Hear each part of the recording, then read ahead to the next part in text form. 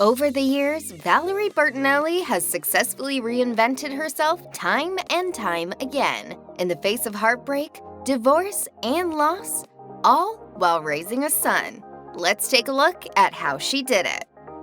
When Valerie Bertinelli was born, her parents were still reeling from unfathomable loss. Just before her birth, her older brother Mark died at just 17 months, and the circumstances of his death were shocking.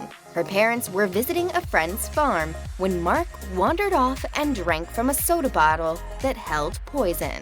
His death was ruled accidental, caused by the ingestion of DDT, an insecticide that started to be used in the 1940s to help reduce the spread of insect-borne diseases. In 1972, the EPA banned its use, and since then, DDT has been classified as a probable human carcinogen. As for Bertinelli, she didn't know about her late brother's tragic death until she was in her teens. She explained to People magazine, "The subject was too painful. My parents kept the tragedy locked inside."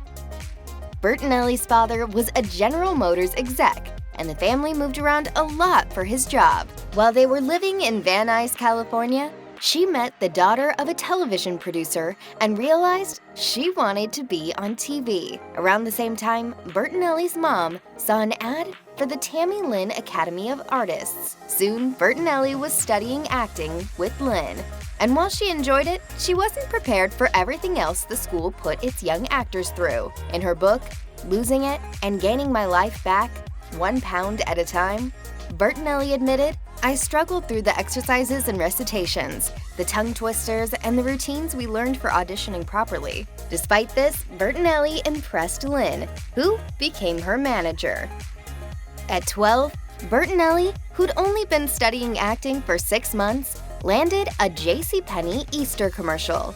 In the scene, she had to eat a chocolate Easter bunny, but it wasn't as fun as it sounds. In her book, Bertinelli recalled, "The director barked at me for not eating a chocolate bunny with enough enthusiasm. And when I overheard one of the lighting guys say that I looked flat, I assumed that he meant my face." You miserable, cowardly, wretched little caterpillar. Don't you ever want to become a butterfly? Bertinelli struggled to book her next job. Then, her father was transferred to Oklahoma, but acting was all she could think about. Looking back, she wrote, "I was more serious about acting than I'd previously thought." Fortunately, her father's stint in Oklahoma was brief, and the family headed back to LA, where she started making the audition rounds once again. Eventually, she booked commercials for Weiler's Lemonade, Starkist Tuna, and a brand of corn chips. In Hollywood, it often matters who you know. And back in the 70s, Tammy Lynn, Bertinelli's teacher turned manager, knew Norman Lear. Lear was the showrunner behind groundbreaking series like All in the Family, Maude, and Good Times. And he was developing a sitcom about a single mother and her daughter, originally titled All About Us. The show had Bonnie Franklin playing the mother and Mackenzie Phillips as the daughter. But the show went through a revision and a younger daughter was added to the program. Lear's casting director Jane Murray saw a photo of Bertinelli and invited her to audition. She was up against several other girls her age. But Bertinelli eventually got the part of Barbara Cooper in what would become One Day at a Time. I made the team! I really did! I'm the only girl on the team! Oh, Barb! That is terrific! The show ran for 9 seasons. In 2017, the series was rebooted, but unfortunately, Bertinelli didn't make an appearance. Telling Entertainment Weekly, "I had 1 day off and I was flying in the night before, and I had to start my show the next day, and I think it was just too much." For 9 years, One Day at a Time kept Bertinelli busy. Nonetheless, she was determined to make films and TV movies. She was eventually cast in a TV movie called Young Love, First Love. Jack Grossbart, Bertinelli's manager, told the Los Angeles Times, "The part was a young girl coming to terms with her sexuality. We said, this she should do, even if she's not paid a lot of money. The point was to get something under her belt that was different." Around the same time, she landed one of the lead roles in the sci-fi comedy film Chomps, about a man who creates a robot dog and another man who wants to steal it from him. I don't get it. Chomps failed at the box office, but that didn't stop Bertinelli. In the years that followed, she did more TV movies, including The Princess and the Cabbie, the rom-com I Was a Mail-Order Bride, and a romantic drama, The Promise of Love. She's a teenage widow trying to forget the past and live again. Can the fleeting moments of romance turn into the promise of love ever again? One might say that Valerie Bertinelli owes her first love to the 1980 actors' strike. That's how she found herself at her parents' home in Shreveport, Louisiana, with backstage passes to a Van Halen concert. After seeing Eddie Van Halen's photo, she decided to go. When Bertinelli and Van Halen met, sparks flew, and they soon began dating. Just a year later, they tied the knot.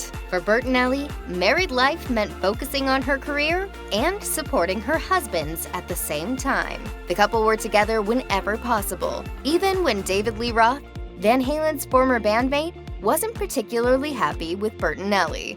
In an appearance on the Literally with Rob Lowe podcast, she reflected, "I don't know why he didn't like me. I mean, I was always nice to him. I honestly don't know." In 1991, Bertinelli and Van Halen welcomed a son, Wolfgang. Wolfie would prove to be an incredible musician, just like his father. When he was just 15, Wolfgang joined his dad's band as their bassist, and he later earned a Grammy nod for Best Rock Song for his song Distance, dedicated to his late father. In 1990, Bertinelli returned to series television, playing the title role in Sydney, a sitcom in which she played a private investigator. The show only lasted one season. The same thing happened with Café American, a comedy in which Bertinelli played an American woman working at a cafe in Paris. He's really cute. They're all cute. They're French. But in 2001, the actor was tapped to join the cast of the family drama Touched by an Angel, alongside Roma Downey and Della Reese. Bertinelli played Gloria, the show's newest angel. Executive producer Martha Williamson told Entertainment Weekly, "We never, ever seriously considered another person." Touched by an Angel turned out to be exactly the television project Bertinelli was looking for.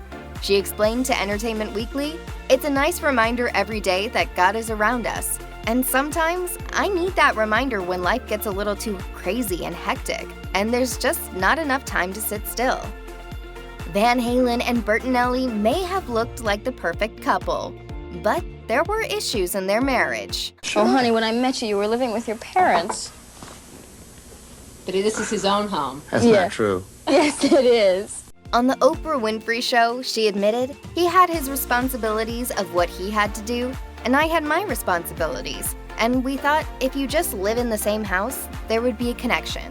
But no, Bertinelli discovered Van Halen having an affair and even overheard him confessing to the other woman that he wanted to end their marriage. Despite this, the pair stayed together.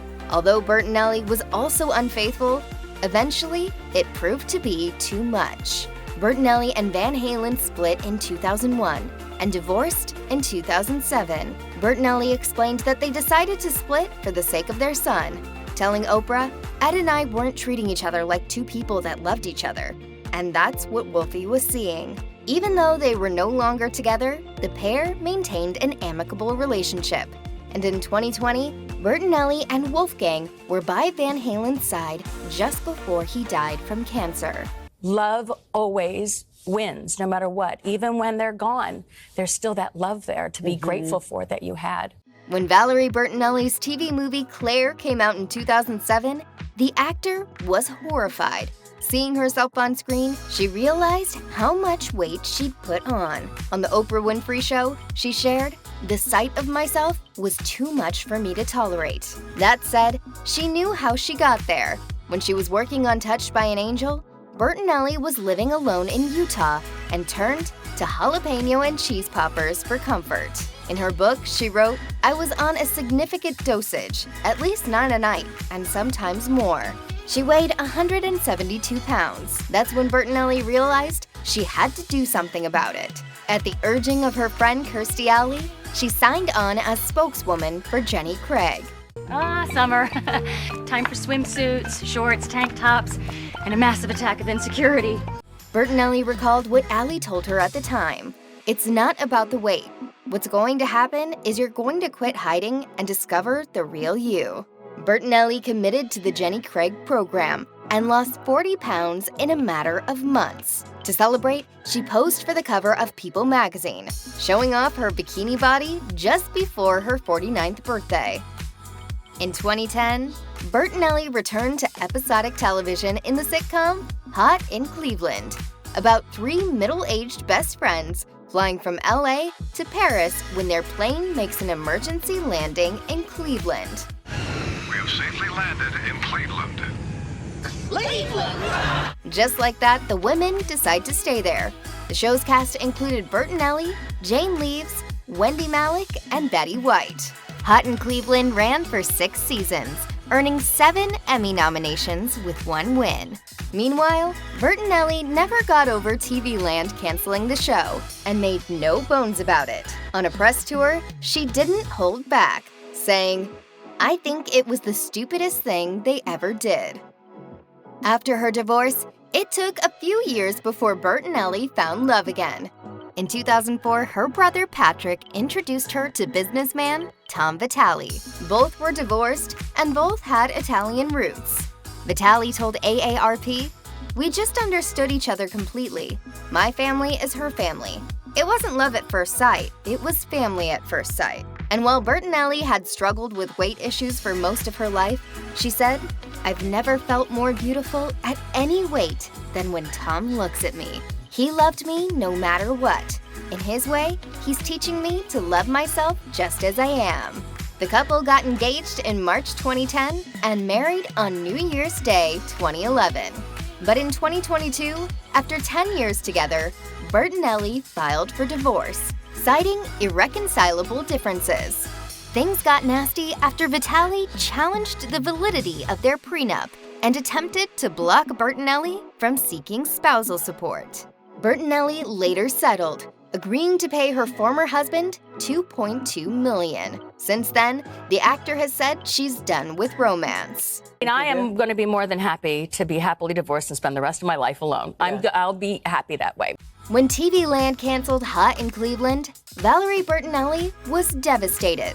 But she had another job lined up. In 2014, the Food Network announced she'd be joining their family with her own show, Valerie's Home Cooking. Hot in Cleveland co-stars Betty White, Jane Leeves, and Wendy Malick appeared in the premiere episode. I thought it was squish.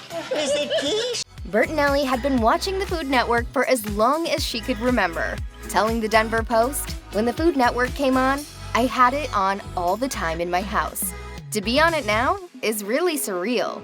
She appeared on several Food Network programs, including Guilty Pleasures and Kids Baking Championship, and went on to host the latter alongside Food Network star Duff Goldman. Bertinelli eventually became one of the network's most recognizable stars. That's why it was so shocking when in late January 2024, she posted on X that the network let her go without warning, writing, "I got a text by a third party on Friday that told me I would not be back. LOL, I was basically ghosted." It really hurt my feelings to know that I'm not going to be asked back. It really sucks. Despite Food Network's poor behavior, Bertinelli claims to bear no ill will towards them, tweeting, "I enjoyed every single moment I worked for them, and they are all lovely, kind, hardworking people." In November 2023, the actor announced her latest book, Indulge, Delicious and Decadent Dishes to Enjoy and Share. The project is a celebration of how far she's come following years filled with heartache and struggle. Since her divorce from Vitale, she's focused on taking care of herself and transforming her relationship with food, telling people, "I have stopped counting calories, and I stopped thinking of certain foods as good or bad. I quit saying no and began saying yes. And I let myself indulge."